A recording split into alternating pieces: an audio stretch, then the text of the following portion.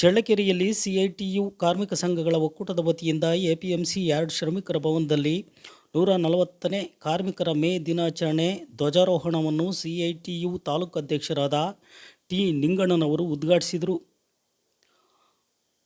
ಕಾರ್ಮಿಕ ದಿನಾಚರಣೆ ಕುರಿತು ಪ್ರಧಾನ ಕಾರ್ಯದರ್ಶಿ ಟಿ ತಿಪ್ಪೇಸ್ವಾಮಿ ಮಾತನಾಡಿ, ದೇಶವನ್ನು ಆಳುವ ಕೇಂದ್ರ ಸರ್ಕಾರಗಳು ಕಾರ್ಪೊರೇಟ್ ಕಂಪನಿಗಳ ಹಿತಾಸಕ್ತಿ ಕಾಪಾಡುವ ಮೂಲಕ ಕಾರ್ಮಿಕ ಕಾನೂನುಗಳನ್ನು ಬಲಿ ತೆಗೆದುಕೊಂಡಿದೆ ಎಂದು ಆಕ್ರೋಶ ಹೊರಹಾಕಿದರು.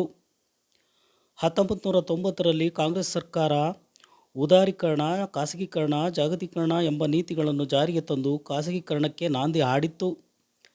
ಈಗಿನ ಕೇಂದ್ರ ಬಿಜೆಪಿ ಸರ್ಕಾರ ಬಂಡವಾಳ ಹಾಗೂ ಸಾರ್ವತ್ರಿಕರಣ, ಖಾಸಗಿ ಕಂಪನಿಗಳಿಗೆ, ಕಾರ್ಪೊರೇಟ್ ಕಂಪನಿಗಳಿಗೆ ಅನುಕೂಲವಾಗುವಂತೆ ಕಾನೂನನ್ನು ಜಾರಿಗೆ ತಂದು ಗುಲಾಮಗಿರಿ ಹಾಗೂ ಬೀದಿ ಪಾಲು ಮಾಡಿದೆ ಎಂದು ವಿಷಾದ ವ್ಯಕ್ತಪಡಿಸಿದರು.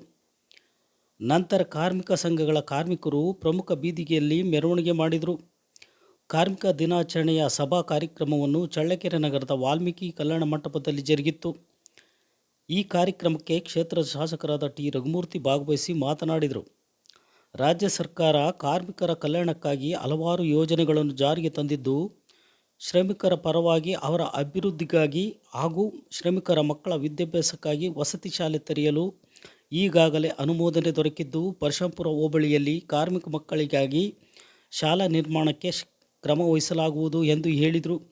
ಈ ಸಂದರ್ಭದಲ್ಲಿ ಎಐಟಿಯುಸಿ ಸಂಘಟನೆಯ ಅಧ್ಯಕ್ಷರಾದ ಸಿವೈ ಶಿವರುದ್ರಪ್ಪ, ಉಳ್ಳಾರ್ತಿ ಕರಿಯಣ್ಣ, ಕಾರ್ಮಿಕ ಸಂಘಗಳ ಅಧ್ಯಕ್ಷರು, ಪದಾಧಿಕಾರಿಗಳು ಹಾಗೂ ಅಂಗನವಾಡಿ ಕಾರ್ಯಕರ್ತರು ಹಾಗೂ ಕಾರ್ಮಿಕರು ಈ ಒಂದು ಮೇ ದಿನಾಚರಣೆಯಲ್ಲಿ ಭಾಗವಹಿಸಿದ್ದರು.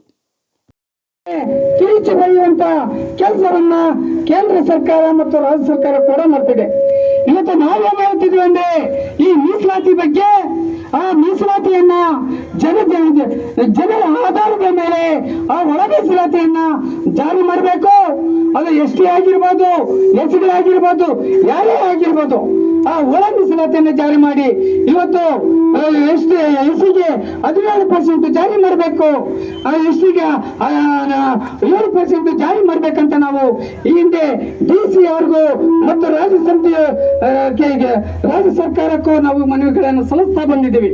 ಅದರಿಂದ ನಾವು ಈ ಮುಂದೆ ಈ ಒಂದು ಮೇ ದಿನಾಚರಣೆ ಸಂದರ್ಭದಲ್ಲಿ ಈ ಕಾನೂನುಗಳನ್ನು ತಿರುಚಿ ಬರುತ್ತಿರುವಂತ ತಮಗೆ ವಿಷಾದಿಸುತ್ತಾ ಇದನ್ನು ಮುಂದೆ 4 ಕಾನೂನುಗಳನ್ನು ತಂದು 29 ಕಾನೂನುಗಳನ್ನು ಜಾರಿ ಮಾಡಬೇಕಂತ ಹೇಳ್ತಾ ಈ ಒಂದು ಸಂದರ್ಭದಲ್ಲಿ ಈ ಒಂದು ಧ್ವಜಾರೋಹಣ